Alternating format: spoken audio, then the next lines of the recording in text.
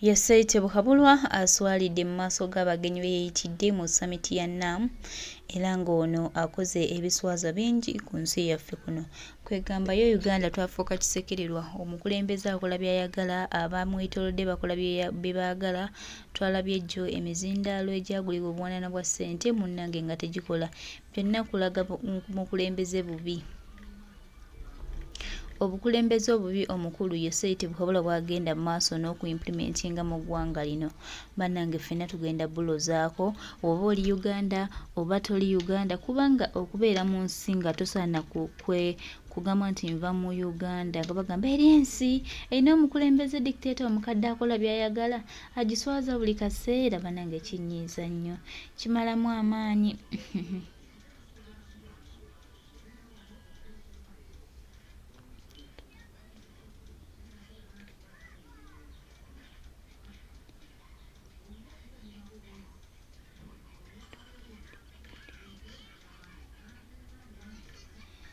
Muganda wange omusajja ye akola byayagala, tafuddeeyo nti oba ki, tafuddeeyo nti bannayuganda bagenda kundaba batya, era tafuddeeyo kumanya nti bannayuganda baagala ensi yaabwe. Bannange byonna tabifuddeeko, naye mukama ono yessaala ya bannayuganda mu kaseera nga amaanyi gatuweddemu, mu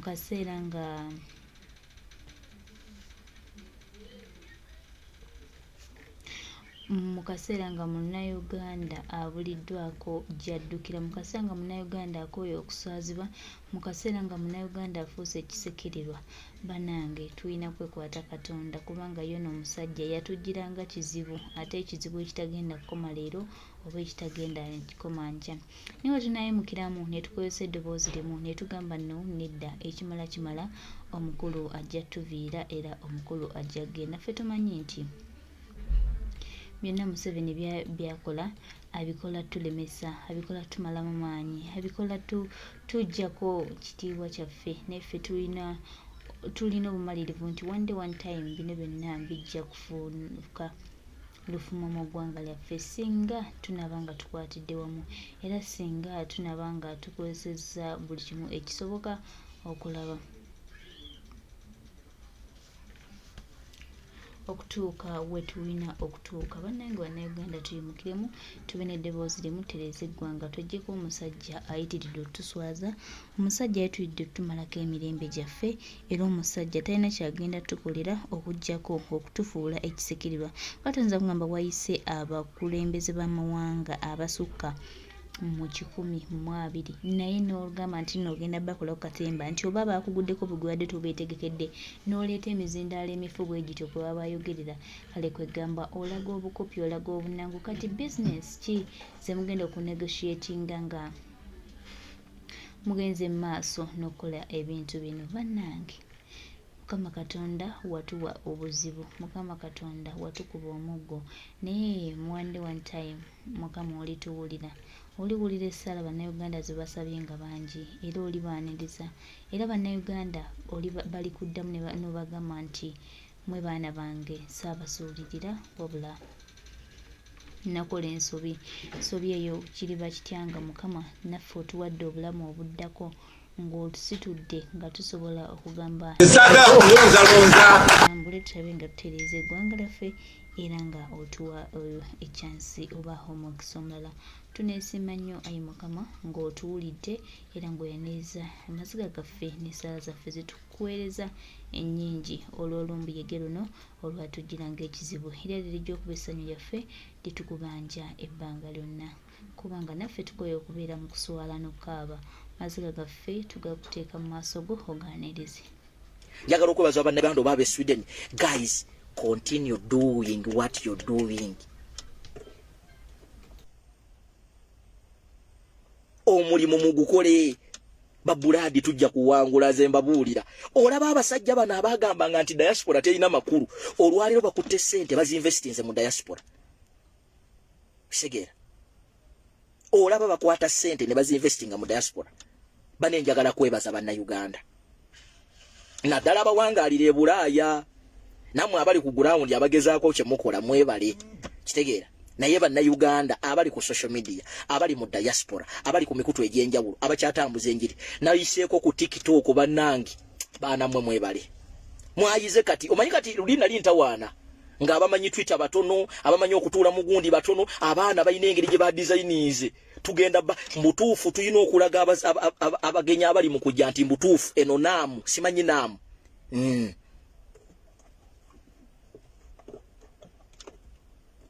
Olimba tufuna notification, trust me. Notification muzifuna. Anti bagikuba strike munne page. Bagenda okulaba nga njaba isanga mu eggaali. Katulina okudda mutu jizimbe. Ate nze nja bizimbaze naawe kasitanze sina stress. Omanyi obuzibu kwagala kukuza page naye ngejjuddeko bulimba. Nze mbabuulira wamma amazima. Nze sijja kubeera nga bannayuganda abalala agenda okuga nti mu Uganda bw'otunula bwoti enkyukakyuka eyengedde. Nja kugamba nedda ebulamu. Yes, bw'otambula mu bantu, abantu enkyukakyuka bagiwulira, naye waliwo ekintu ekibulamu. Nti yes, olwaleero tugudde bannayuganda amaaso, ekyo tekiriiko kubuuza. That is eyo achievement tugikoze, biti mu kyalo ne mu kibuga. Kati nze njagala ogende n'amazima, oleme kugendera ku kye bayita fiction. Omanyi buli lwo living mu nsi ya fiction, otandika okulooza nti bye tugenda mu byangu. Kiringa ng'okukerano ne kuga nti kaakati tugenda mu kalulu ka 2026 tusuubireyo magic nti Yesu agenda kuva mu bbanga agenti awo bannayuganda nembaleetera enkyukakyuka. Ebyo tebiriiyo buladi, tebiriiyo.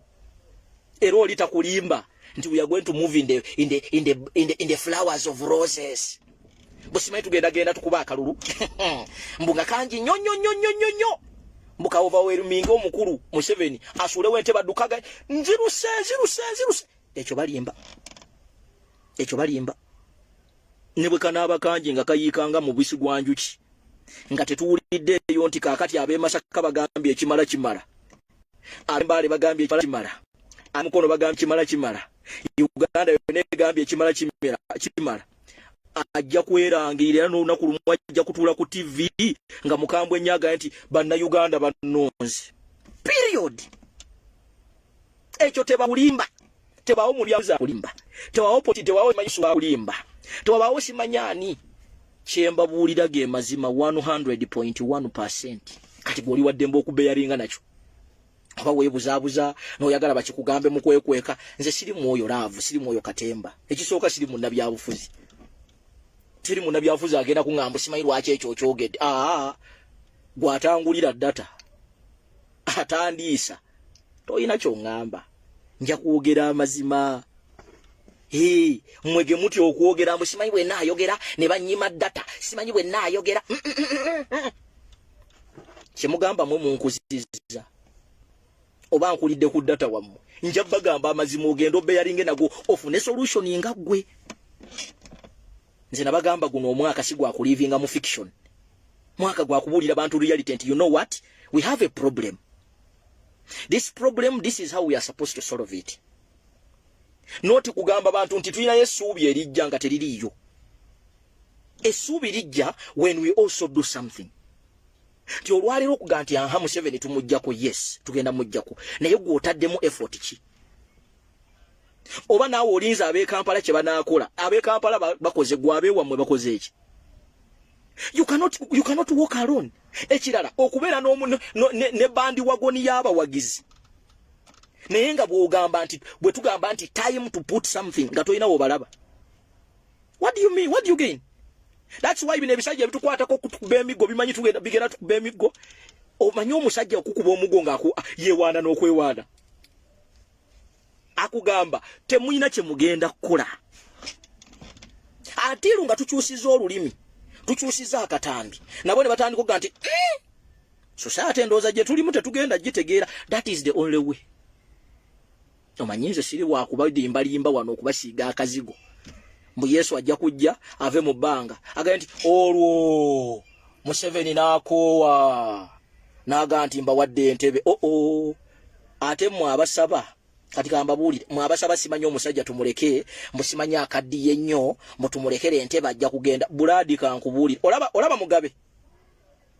Mugabe oyo omulaba. singa tebamuteekako kibuli singa kati akyali president w'egundi. Kambabuulire ebiseera ebisinga Katonda atuwa abakulembeze okusinziira ku society yaffe engeri gye tulowoozaamu. Gwoyinza okulowooza nti olinze Museveni afe n'omusookayo. Ate abo abantu tebafa mangu. Naye omanyi ekibatta ye pressure. Ekibatta ge maanyi bunaku ge mukeera nago ne mbateekako pressure ago gabatta. Mugabe singa baamuleka nkukakasa singa kati yadde talaba singa ali mu ntebe. Nze mbabuulira. Kati ye ndowooza y'Abannayuganda mbu omusajja akaddiye takyalina myaka 10 okakasa tagiina. Are you sure tagiina? Olaba Museveni ali mu myaka nga 89. N'okimanyi nti atusinga ffe abavubuka abamu. Fe myaka gyaffe osanga omuvubuka wa myaka 2 ng'ali mu kunywa liralira. Liralira amukutudde alinga wa myaka 10. Abasajja bola abalya first class food. Banywa akatunda akali first class. Balina n'omusaayi bagukyusa. Osanga omusajja kwekamba buli esente esobola okubeezaawo omuntu. Abo bola emmere gy'anaalya gye bayita first class. Buli kyakola bakiyita first class. Ayina n'omusaayi ogugwe first class. Kati gwe ekyo bwenkikuwulira oyinza okugamba ate first class kyeki. Yes. Emmere gy'alya omusaayi ayina ogugwe. Ne bwe tubanga ffenna tuli bantu naye waliwo emibiri egimu ng'emmere gye girya esobola obbawangaaza.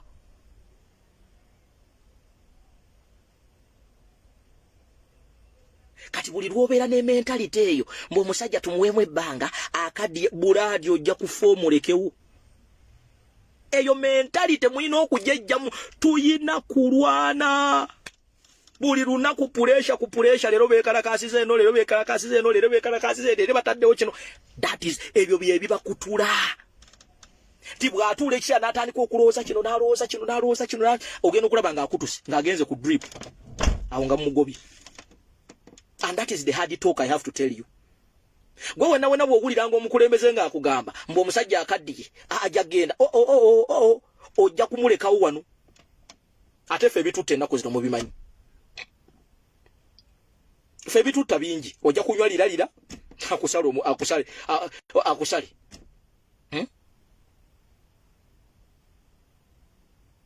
Otegeera? Ojja kubeerawo ku bizibu bye tulina bwe ofuna accident. Bali abasajja bafuna accident balina accessibility ey'okufuna omusaayi. Gwe toguyina. Emmere gye balya esooka keberebwa si bakugu. Ovanga ku muntu ng'agenda kulya emmere naye nga waliwo special doctor akebera emmere eyo. N'amanya nti eri ku standard A, eri ku grade B, eri ku grade C. Kati mmwe bannansi mulya grade C. Okatugeze let me just assume mwe bannansi muli ku grade C. Yali ku grade A. You cannot be the same. Temusobola kubeera na bulamu bwe bumu. Ekyo teweerimba.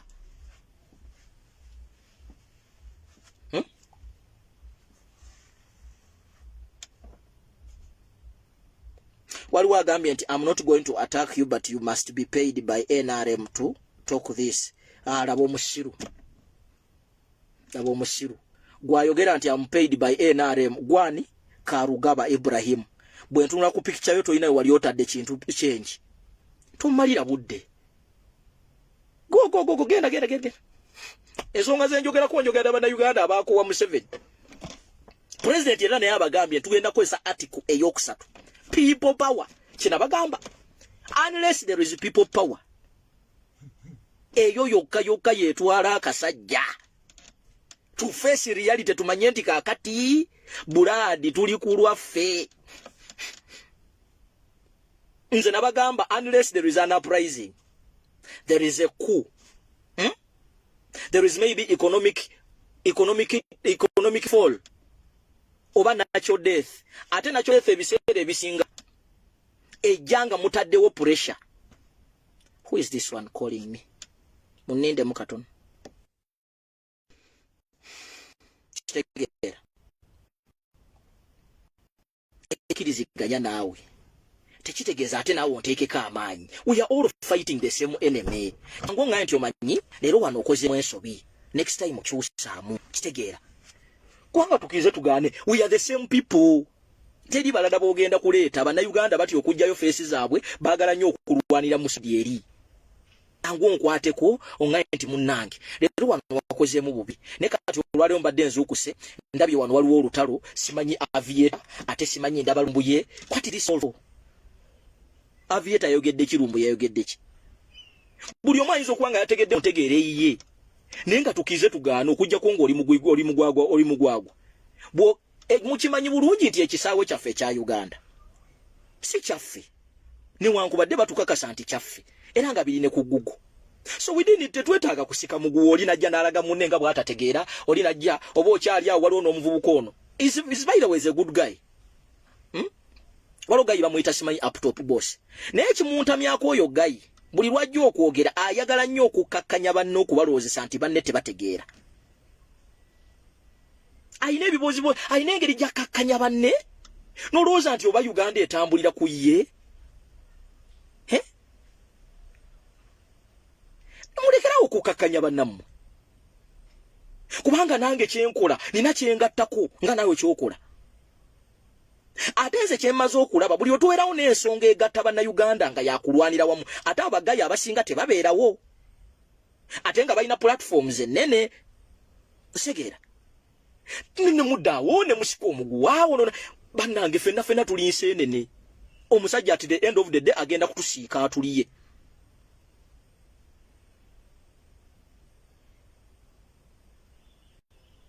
segeera agenda tusiika ffenna tuli makaya muli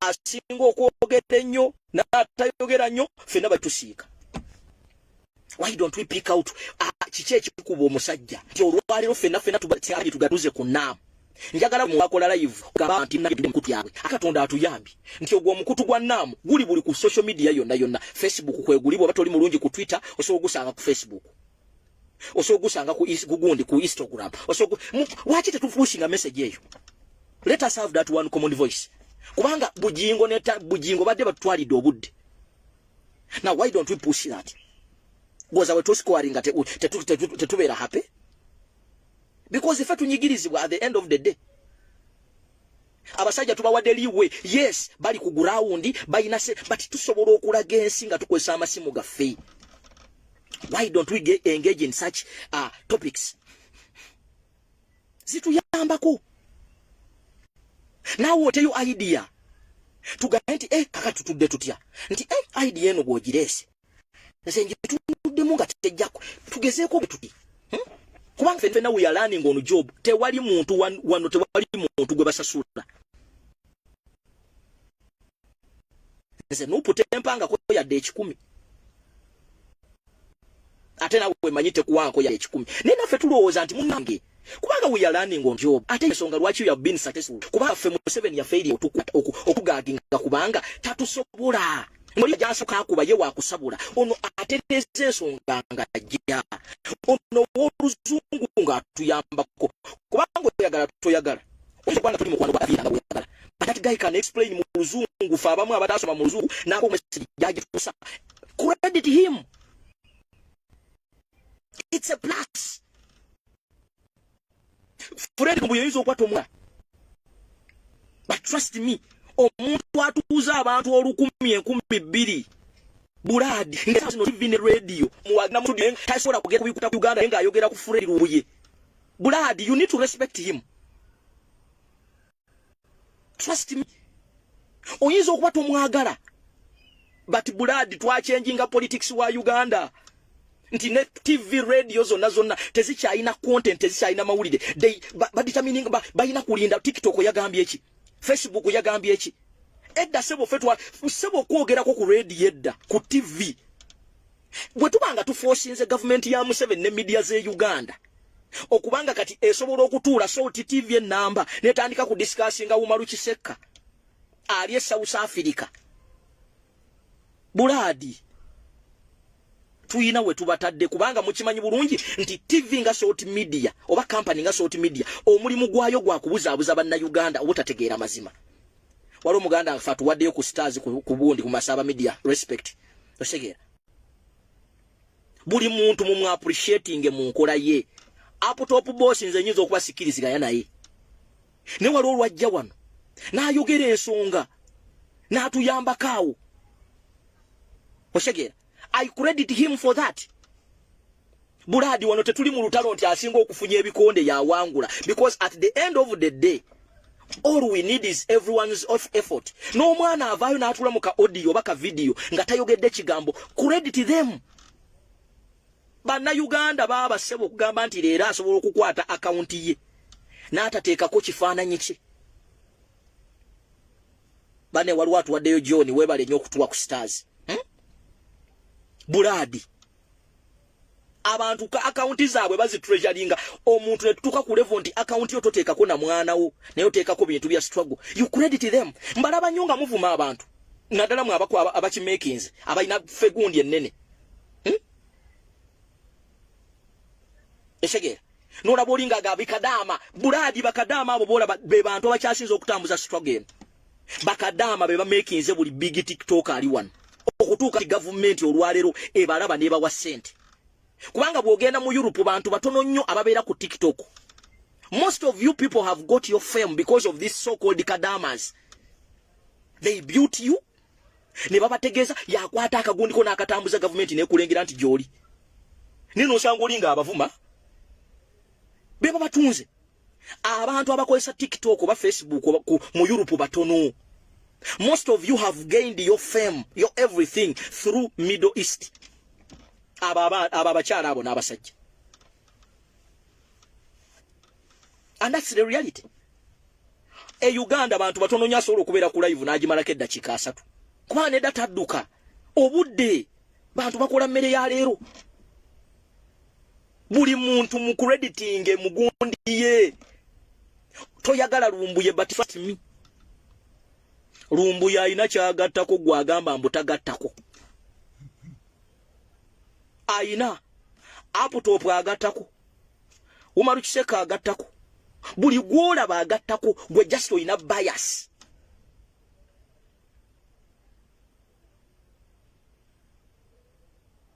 Learn to appreciate everyone mu capacity gy'abagezezzaako because wano tewali asasulwa gwe kankubuuze abantu abali essaawa zino abali mu buyinza tetunakutwala government gwe njagala ombulye bantu bameka abakulembeze bameka boolabanga badefendinga national unity platform n'obulamu bwabwe bwonna nga bakulembeze ng'omuntu asobola okuva ne ku TV oba radio nga tayina na wadde wayogeredde nti free political prisoners tibane president Kyagulanyi Ssentamu gwe twalonda Ninga ate bafuna emirimu mu opposition bafunamu emirimu because omuntu yafuna obwa MP earning almost 40 millions omuntu yafuna obwa kansala buli mwezi afune milioni 5 kunya aina ne opportunity okugenda mu bank okusabayo loan abantu ba LC5 abandi badde bateekamu kubanga atebo at least ekintu bakiryamuuko yadde tetunatuuka wali nse kankuwe ekyokulabirako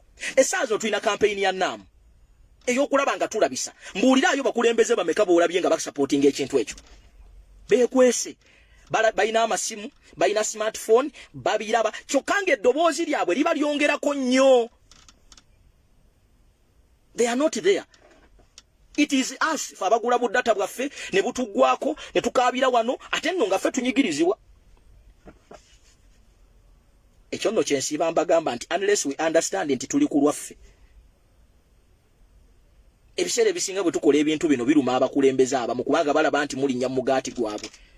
Mwesinga mwaleka politics ono n'atambula nga mwali mwamumanyiira Buladi singa no struggle yaggwawo dda kubanga abayaaye baali bazimbye ekintu kyabwe ekya comfortability ffe tuvuga kintu kyaffe mwe muntu aba social media eno yezukusiza abakulembeze abamu ate tebakisuubira ti abantu abamu baali balina ne pulaani ey'okulaba kino ekibiina kya Nuupu abasajja baali bazimba dde ogubiina gwabwe baguyita G20 nga guyina treasurer guyina secretary nga bafunye ne president waabwe. Ebyo mbadde temubimanyi nga kigenda mu kyalo naye nga point omanyi kye batwalayo nga bagamba abantu tinaffe tulina pulezidenti waffe tukujja social media. Webale nnyo muganda waffe Masaba Media Channels tweyanziza n'obubaka obulungi obwo bw'otuwadde n'okunnyonnyola okwo banange tunyiige. Eyansa gye tulina eri emu ku nyiiga bwe tutanyiige omusajja agenda fuuka n'ekizibu naye ate bwe tunanyiiga omusajja kijja kuba kyangu okutuviira n'atulekera entebe yaffe nga bannayuganda. So muganda waffe Masaba Media Channels tusiimye nnyo n'okuwabula okw'enjawulo okwo kw'otuwadde banange tugamba nti tutambulire awo bannange omukama yatukuba omugo gw'omusajja naye ate tulina okuyimuka ne twerwanako ne tweggyako ekizibu. Baganda bange mikwano gyange temutuula olumbe lukyatulya lumbe lukyagenda mu maaso n'okutulya naye tuli bagumu nti tujja ddwemomulako oba lwagala oba terwagala. Twongere okusaba tusabire n'eggwanga tusabire nga bannayuganda kubanga tukyalina obuzibu obw'amaanyi okweggyako Yoweri Kaguta Museveni wamu n'akabenja ke naye nga tumanyi tujja mweggyako oba ayagala oba tayagala. Ekyo kyo kiri mu mateeka Museveni alina otuviira mu mbeera yonna omusajja ajja genda oba ayagala oba tayagala oba ddi oba ddi oba luli oba ddi omusajja ajja genda ekyo tukimanyi ajja genda. Tukyanoonya ngeri ki gye tumugobamu gyatuviiramu naye nga ate tulina obumativu nti one day one time mukama agenda tuwulira mukama agenda tusumulula mukama agenda tujjako ekizibu kye tulina. Mukama tasobola tuleka bwatutyo ekyo tekiriiyo era lujja kukya lumu ng'omukulu omumpembe afubutuse ng'atudde ku kakula tonnyika nnyuma. Mutunde mulabe mulinde mbeere bagumiikiriza bagamba obugumiikiriza butuukusa ku buwanguzi neffe tuli bagumu nga tugamba mukulu ajja tuviira one day one time.